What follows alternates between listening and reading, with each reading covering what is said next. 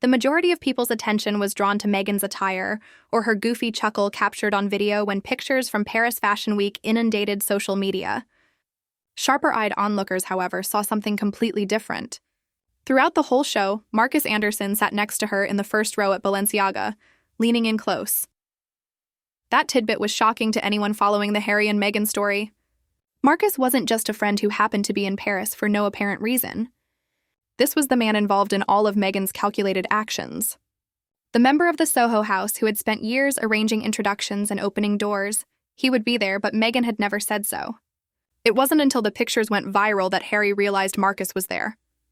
What his wife evidently didn't think was worth sharing was discovered on social media.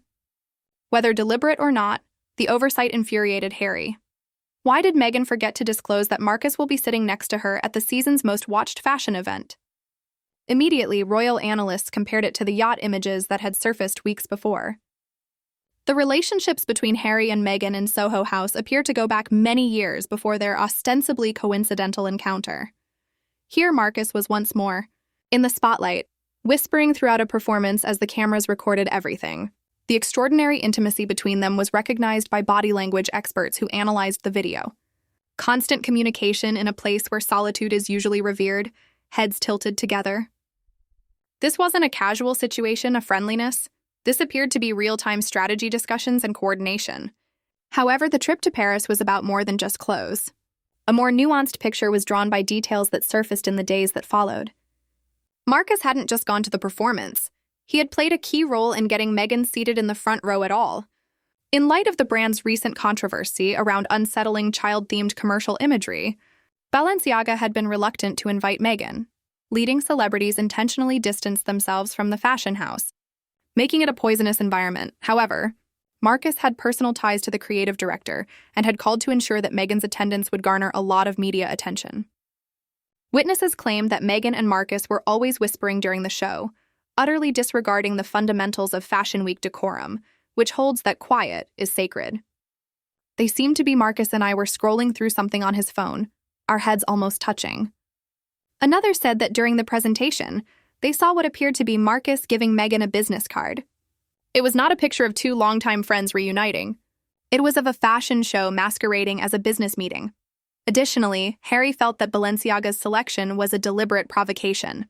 Many found Meghan's decision to sit front row at a presentation for a company that uses exploitative kid imagery to be either astonishingly tone-deaf or purposefully contentious, given that she had positioned herself online as a humanitarian dedicated to safeguarding children. The issue worsened when Harry learned more. At approximately 11 p.m., Meghan and Marcus were seen walking into a Mare District private restaurant, the type of upscale eatery where celebrities go especially to avoid the cameras. They weren't by themselves. They were joined by three more who were all part of the global network of Soho House. The meal continued until about 200 a.m. There aren't any paparazzi pictures. During Fashion Week in Paris, when Meghan wherever Markle goes, cameras usually follow. However, there was no public mention of this 4-hour dinner. According to fashion bloggers who followed the event, Marcus's name was used to make the restaurant reservation. Later discovered hotel reservation trends revealed that Meghan and Marcus stayed at the same upscale hotel rooms on the same floor, separated only by doors. Apparently, the bookings had been booked at the same time. Gaps in the timeline started to appear, which stoked rumors. Around 7:00 p.m., the Balenciaga show came to a conclusion. At 11 p.m., the supper began. Nothing was known about what transpired during those 4 hours. Internet detectives started making connections, bringing up old images that demonstrated Marcus's participation in earlier significant events in Meghan's career. Their findings pointed to a pattern that had been developing for years. The royal timelines that demonstrated Marcus's closeness to each significant strategic decision in Meghan's post-royal life were compiled by observers. Marcus was in Los Angeles that same week, according to social media posts announcing the Netflix deal. Marcus had been in Montecito prior to the Oprah interview. He wasn't merely the friend of Meghan. According to the pattern, he was her constant strategic presence, always close by before important choices were made. The trip to Paris was ideal. Meghan did not arrive out of the blue. Marcus had been in charge of the logistics for at least 6 weeks. What had in reality, what appeared to be a last-minute opportunity, was meticulously planned. Uncomfortable comparisons were made by royal observers to the start of Harry and Meghan's romance. After years of research, it was discovered that Marcus had helped place Meghan in Harry's social circle prior to their alleged blind date, allowing introductions through links to Soho House. Observers now questioned whether Marcus had previously placed Meghan in such a precise location and what he was doing now. She already had the international stage and the royal connection. What was the subsequent strategic goal? When Meghan came back from Paris, a clash took place. According to royal analysts, Harry had insisted on knowing why Marcus's existence had not been brought up and why the planned appearances had not been revealed. In response, Meghan emphasized that Marcus was a good friend, that his presence was accidental, and that Marcus's seeming coordination was being misinterpreted. Harry had discovered evidence of pre-planning messages that showed Marcus had been instrumental in the weeks-long strategic planning of the Paris trip. The main point of contention was whether Marcus was still actively giving Meghan strategic advice, arranging introductions, and serving as her backstage designer. According to royal journalists, Meghan insisted Marcus was only supportive and would not describe the relationship as collaborative. For Harry, however, the distinction seemed pointless. Marcus was scheming if he was positioning and facilitating. The conflict revealed a deep division. Harry observed constant manipulation. Meghan, however, described it as a typical friendship. The situation was especially delicate because of what Harry had previously learned from his own research. The revelations revealed a picture that was far more planned than impromptu Fashion Week participation. Marcus had set up adjacent hotel rooms. Both rooms were reserved using corporate accounts at Soho House. 2 executives from Soho House attended the special dinner, along with a representative of a luxury brand Meghan had been seeking for collaborations. This reunion wasn't informal. It was a summit for business, with Marcus as playing the role of facilitator. According to one story, Meghan and Marcus were the only ones discussing strategy and going over documents on a laptop throughout the last 40 minutes. Royal analysts pointed out that Marcus wanted Meghan to be shot at a contentious moment, which is why the meal was planned.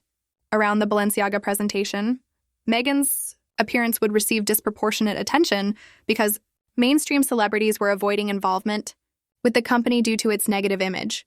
Traditional strategic thinking. Locate the gap. Provocatively fill it.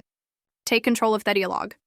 Harry's remaining faith was shattered when it was revealed that the trip to Paris was essentially a business trip, masquerading as attendance at Fashion Week. However, more harmful information was coming to light. The tunnel then appeared. While traveling to Paris, Meghan had traveled to the Pont d'Alma tunnel, where Princess Diana perished, and Marcus was with her. Marcus assisted in coordinating the content capture during the filming. The fury of royal commentators erupted. Marcus orchestrated the moment that many felt, using Diana's death site to create material, that as the ultimate use of tragedy for tactical ends. Harry was saddened because he saw it as a way to gain sympathy and publicity by using his mother's memories. It followed a well-established trend for critics who were already wary of Meghan and Marcus's relationship. Royal observers cited Meghan's years of education, Diana's life, mimicking her caring actions and stylistic aspects. Marcus was there to arrange Diana's real death site, which had now turned into a content opportunity. Marcus's entire involvement was described by several reviewers as creating emotionally charged moments that appeared natural, but were actually well planned. They cited years of positioning, leading up to the ostensibly random blind date as evidence of non-coincidental charity links. To these onlookers, the tunnel visit was merely the most recent instance of Marcus's strategic narrative production. The inquiry was straightforward. What was it exactly? Marcus's continuing function? And why did Meghan seem to require his involvement so much? A picture of profound mistrust is presented by royal journalists. Harry has stepped up his efforts to keep an eye on communications and inquire about mysterious meetings in an effort to find out if Marcus was involved in any decisions. Despite the tension, Meghan and Marcus continue to speak on the phone on a daily basis. According to some analysts, Harry has thought of issuing demands that Meghan stop communicating with Marcus completely. However, royal analysts point out the underlying issue.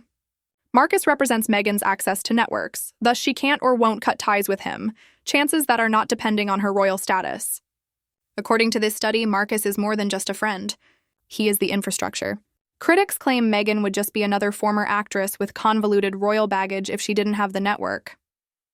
The journey to Paris solidified what many had speculated. Meghan didn't use Harry as a strategic partner to create their new existence. Marcus was still the architect, but he was the qualification that opened doors. Whether accurate or not, this interpretation has taken center stage in royal rumors. For Harry, feeling stuck is the most distressing part. To leave would be to acknowledging that William's worries were valid and that his family's warnings were true, so he stays in Montecito, keeping an eye on an uncontrollable scenario and observing decisions being made through channels he isn't involved in. Royal analysts make assumptions about what Marcus and Meghan talked about during those mysterious hours in Paris, what was scheduled for that secret supper, what the tunnel filming was intended to achieve. What happens next is the question that haunts coverage. What comes next if Marcus was involved in arranging Meghan's transition from actor to duchess? Impartial? Will Harry be the only one to find out? Thing once it's been carried out?